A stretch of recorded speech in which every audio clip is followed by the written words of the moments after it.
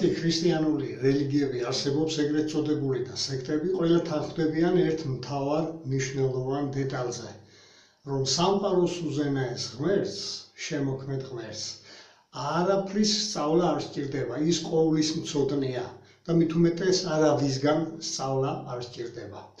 რას ვიტყვით თვითონ იესო ქრისტეზე?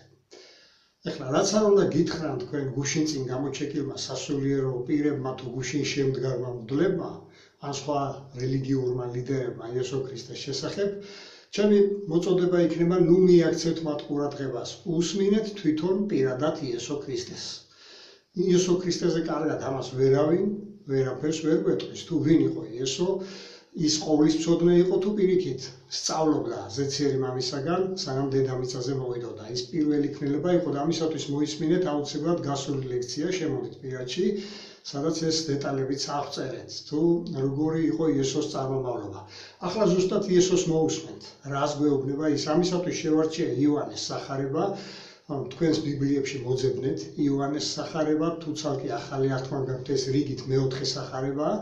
თორემ სარჩევში მოძებნეთ, გადაფურცეთ იოანეს სახარებაზე და მიადევნეთ თვალი თანამიმდევრობით მივყვებით თავებს და იმ კონკრეტულ მუხლებს, სადაც იესო თვითონ გვესაუბრება თუ როგორ სწავლობდა ის ზეციერი მამისაგან ზეცაში და მე როგორ მოავლინა ის ზეციერმა მამამ, რომ ის თავისინებით არ მოსულა, თვითონაც კი ჰქონდა რა თქმა უნდა სურვილი დედამიწაზე ჩამოსვლის, მაგრამ ინიციატორი იყო მამა, რომ მამამ გამოაგზავნა და ამავე დროს თვითონ იესო ქრისტე აკეთებდა იმ საქმეებს და ასწავლიდა ადამიანს იმას, რაც მამამ ასწავლა. თქვენი თვალით წაიკითხეთ და მოусმინეთ პირადად იესო ქრისტეს, ნუ ხარ მოусმენთ რელიგიურ მეზღაბრეებს. ასე დავიწყოთ სახარება იოანესი. სახარება იოანესი ნახეთ, ეს არის რიგით მეოთხე წიგნი.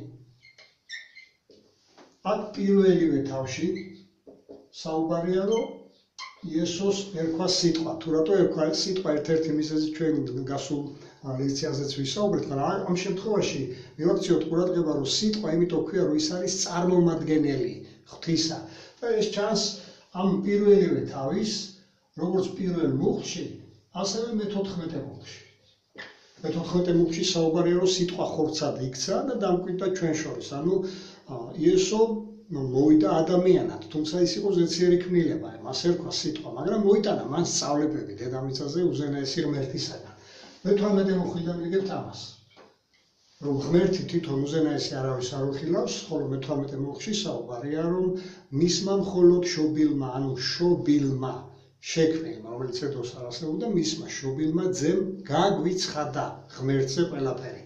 აი ამას გაიგეთ მე-18 მუხლიდან. შემდეგ ნახეთ, აღარ დავწერე ხლა აქ იოანეს სახარებას, იმიტომ რომ ყველა თავები იოანეს სახარებიდან იქნება და შეგიძლიათ ფულწლოთ და ადევნოთ თვალი. მესამე თავი ნახეთ იოანეს სახარების, ამ მესამე თავში 34, 35, 36 მუხლები. ჩემი მომავლინებელის ნებას ვასრულებ აქ წერს, მის საქმეებს ვაკეთებ. და არა ჩემსასო, იესო იძახს, რაც მან დამავალა ზუსტად ისე ვაკეთებო. შეგიძლიათ ნახოთ ეს თავი, მესამე თავი და აგერ ნიშნულად ეს კონკრეტული მუხლები. ასევე შემდეგი ნახოთ მეოთხე მომდევნო თავი ნახეთ, ეს არის მეოთხე თავის, იგივე 34 მუხლში. აქაც საუბარია, რომ იესო მის ნებას ასრულებს და არა საკუთარს.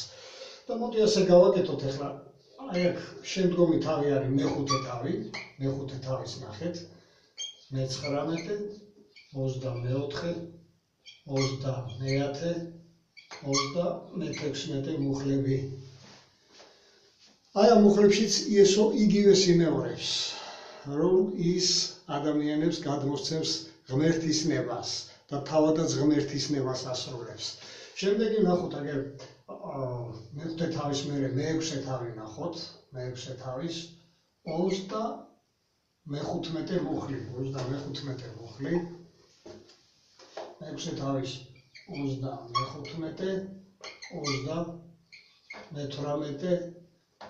35, 47 მუხლი.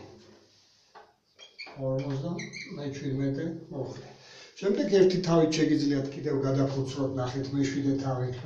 თავების თანამიმდევრობით ვცდილობ, რომ მივყვე იოანეს სახარება.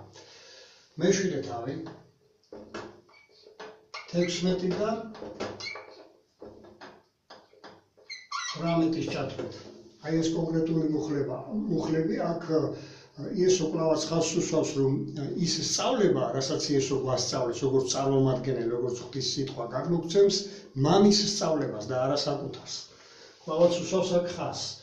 და შემდეგი შეგიძლიათ ნახოთ, აგერ 22-23 მუხლებშიც, ამავე თავის მეშვიდე თავის 22-23 მუხლებში და ის ამახვილებს ყურადღებას, რომ ის არის მოვლინებული. თავისით კი არ მოვიდა, მოვლინებული, ამას უსვამს ხაზს. მიაქციეთ ამ დეტალებს ყურადღება აუცილებლად და თავად იესოს უსმინეთ. ეს არის მნიშვნელოვანი. შემდეგ მერვე თავში 26-დან 29-ის ჩათვლით. აი ამ მუხლებში თქვენ გაიგებთ მერვე თავში 26-დან 29-ის ჩათვლით, რომ სანამ იესო დედამიწაზე მოვიდოდა, მან ზეცაში გაიარა ეგრეთ წოდებული ტრენინგი. თავისმა მამამ დაატრენინგა ეს. აქედან გაიგებთ, თვითონ იესოს მოусმინეთ. ის ამბობს, რომ მამამ მასწავლა და როგორც მასწავლა, ისე გასწავლით მეც თქვენს. რა, ამას მიაქციეთ ყურადღება. და ასევე შეგიძლიათ ნახოთ 38 თავი, აქ ყურადღებას კვლავაც სწავლებაზე ამახვილებს. 38 მუხლი უпростоრად მერვე თავის. შემდეგ შეგიძლიათ ნახოთ აქვე 42 მუხლი. და 47-ში ყურადღებას ამახვილებს იმაზე, თუ ვისაც არ უნდა აი ამ სწავლების მოსმენა. ვინც გაურბის ამ სწავლებას ერიდებიან, არ უნდათ რომ გაიგონ, ეზარებათ რომ თავს ძალა დაატანონ, რომ წაკითხული და ნაზრი გამოიტანონ, მათზე საუბრობს და ნახეთ ეგ მუხლიც. შემდეგი ნახოთ აქ უკვე არის მეათე თავი, თუ ნახავთ მე-11-დან 15-ის ჩათვლით. აქ უკვე იესო საუბრობს, რომ მამამ წყებსად დანიშნა ის თავისი სამწყსოსთვის, ხო? ვიცით რომ ჩვენ ადამიანებს როგორც მწყემსი აცალკევებს ხოლმე ცხვარს და თხეებს ერთმანეთისაგან, ასე უნდა გამოყოს მან 25 თავში ეს მათ ეს სახარება შეესაბამება, როცა სამჟავრო იქნება. თხებში ჯიუტი ადამიანები ეგულისხმებიან, ვინც ან კითხულობენ და არ ემორჩილებიან, ან საერთოდ საკითხვაც რო არ უნდათ, რო ეჯიუტებიან ოფას და მის სწავლებებს. ასეთი ჯიუტების განადგურებაზე საუბრობს მათ ეს სახარების 25 თავი, მაგრამ ამაზე ამჯერად არ ვისაუბრებ, თუ იესო საუბრობს, რომ ის არის კეთილი მწყემსი, რომელიც არჩევს თავის ცხვარს სხვა ადამიანებისაგან, ჯიუტებისაგან გამოყავს მორჩილი ადამიანები და ამავე დროს იმ სწავლებით მოძღვრავს, რომელიც ზეციერმა მამამ მისცა. ეს შეგიძლიათ ნახოთ, როგორც თქვით, მათეს იოანეს სახარების მეათე თავის 11-დან 15-ში და ასევე მიაქციეთ ყურადღება ამავე თავში მე-17, მე-18, 29 მუხლებს. აი თქვენ აი ამ მუხლების კითხვით შეგიძლიათ პირადად უსმინოთ იესო ქრისტეს თქვენი სახარებიდან და არავინ მეზღაპრეები აღარ გაგჭირდებათ. მე შემდეგ დავწეროთ მე-12 თავი, აგერ მე-12 თავი, მე-12 თავის 44 მუხლები. ამ გაგებით არიან ის და მამა ერთნი, რომ აი ამ ერთ სწავლებას იზიარებენ. საკითხების მიმართ ერთნაირი შეხედულებები აქვთ და უსწორეთ ის უნდა იესოს, რომ ჩვენც იგივე შეხედულებები გქონდეს, რაც მათ აქვთ. ნებისმიერ საკითხზე, რომ თეთრზე თეთრია, შავზე შავია და ნებისმიერ ესეთ მნიშვნელოვან საკითხებზე, ამას ბოლოში კიდევ შევეხები. 12-ის 44, 45 ნახეთ და ასევე 40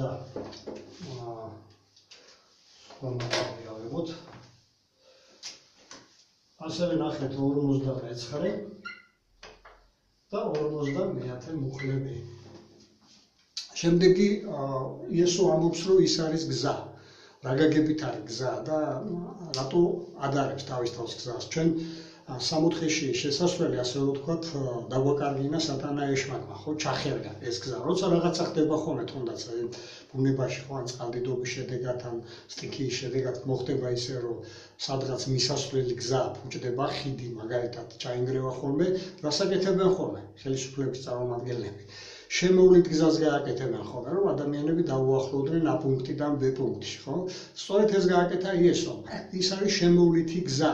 სხვა გზით მივყავართ ჩვენ, სატანამ რო ჩახერგა 60-ის შესასვლელი, მას მივყავართ დანიშნულების ადგილზე. ანუ იესო არის გზა და არა დანიშნულების ადგილი. დანიშნულების ადგილი არის მამა. მამასთან უნდა დაგვაახლოს, რადგან მამაა სიცოცხლის წყარო. სწორედ ამიტომ ქვია მამა, მისგან არის ყველა ქმნილება.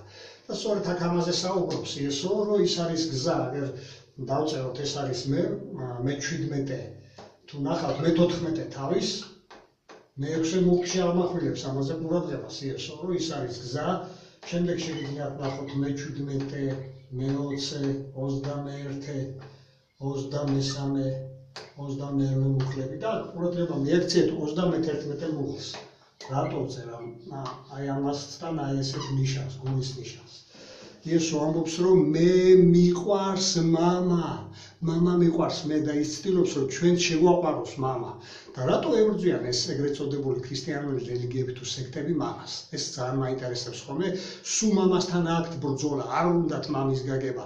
იესოს გარშემო აგებენ რაღაც თავიანთ მრწამს, თავიანთ აზროვნებას და ჩამოეშლებათ ხუხულასავით. იმიტომ როგორც თქვით, იესო აი ამ ყველა მუხლში აკონკრეტებს, რომ ის სწავლებები მისი არ არის მამისაა და რომ მამასთან მივყავართ ჩვენ აი ამ შემოვლითი გზით. ყველა რელიგიას ჩამოეშლება თავიანთი მრწამსი ხუხულასავით და ეშლებათ, რადგან არასწორად ააგეს. ქრისტეს გზაზე უნდა გავიაროთ, ქრისტეა გზა და ქრისტე არ მიყვარს მამასთან. აი ბოლოში აჯამებს ის, რომ მე მიყვარს მამა. ეგ დავსვი პატარა გულის ნიშანი, რომ ნიშნებულად ნახოთ ეს მე-14-ს 31-ში. და მთლიანი მისი სწავლებები სწორედ ამაზე დგა, მამის სიყვარულის გამო აკეთებს ამას და რა თქმა უნდა ჩვენი სიყვარულის გამო. და მიაქციეთ ყურადღება შემდეგ ბოლოში უკვე მე-16 თავსაც, აქ მე-5, 23, 27-ში კვლავ იმეორებს აქ იესო, რომ მამას თქვენც უყვარხართო და უფრო მეტად უყვარხართო და ამიტომ გამომგზავნავართ. ამაზე ამახვილებს კვლავაც ყურადღებას აი 27 მუხლში, 22 მუხლი ნახეთ და გადავიდეთ კიდევ თავაზე. მე-17 თავი. ეს თლიანი თავი, მე-17 თავი არის იესო ქრისტეს ლოცვა. როგორც თქვი, ამ ლოცვაში იესო ქრისტე ანგარიშს აბარებს თავის მამას. ანუ რაც მამამ დაავალა, რისთვისაც მამამ გამოგზავნა, რაზეც თვითონ საუბრობს ამ მუხლებში, რა სწავლებაც გამოატანა, როგორ შეასრულა ეს ყველაფერი თლიანად. მე-17 თავში აჯამებს. თავის მამას აბარებს ანგარიშს. შეგიძლიათ ნახოთ ეს მე-17 თავი და აქ ხას უსვავს მნიშვნელოვან აზრს მე-3 მუხლში, რომ ეს არის მარადიული სიცოცხლის გასაღები. ვერავინ მიიმავ მამასთან იესო ქრისტეს დახმარების გარეშე, მაგრამ მამა არის მთავარი. მამის გაცნობაა მთავარი, მამასთან დაახლოება მე-3 მუხლის პირველი ნაწილში. ამაზე ამახვილებს, პრიორიტეტულად დაალაგა იქ. შემდეგ არის თვითონ იესო, მაგრამ პირველი არის მამა. და მარადიული სიცოცხლე ვისაც უნდა რომ მიიღოსო, მამა უნდა გაიცნოთო, მამას უნდა დაუახლოვდეთო და ჩვენ ამის მაგალითები ჩვენ დავალაგეთ გასულ ლექციებში, როგორ სცემდა იესო თაყვანს მამას, როგორ მიმართავდა ხოლმე ლოცვებით, რას გვასწავლდა. ამიტომ თუ არ მოგისმენიათ, შემოდით და მოისმენთ აუცილებლად ის წინა ლექციებიც. და აქ მიაქციეთ ყურადღება შემდეგ მე-6, მე-7, მე-8 მუხლებში. აქ უკვე როგორ აბარებს ანგარიშს მამას იესო, რომ ის სწავლებები, რაც მამამ გამოატანა ჩვენთან, დედამიწაზე დაატრენინა მამა, როგორ გადმოგცა ჩვენ. და მიექციეთ ბოლოშიც ყურადღება აქ უკვე 25 მუხლს. აქაც ხაზს უსვავს, როგორც მე-6 მუხლში, ისე 25-ში ხაზს უსვავს, რომ მან მამის სახელი ამცნო ადამიანებს. თავის სახელი კი არა, თავის ისედაც გაიგოს ადამიანებმა, რაც ერქვა იესო რო ერქვა, მაგრამ მამის სახელზე რო ესაუბრებოდა, აბა ისე ვერ გააცნო პიროვნებას, ჯერ მისი სახელი უნდა გააცნო ადამიანებს. ამებს მიაქციეთ ყურადღება აი ამ დეტალებს. გისურვებთ წარმატებას ყველა ბიბლიის გულწრფელ მკვლევარს და გისურვებთ რომ შედგეთ ჭეშმარიტ ქრისტიანებად.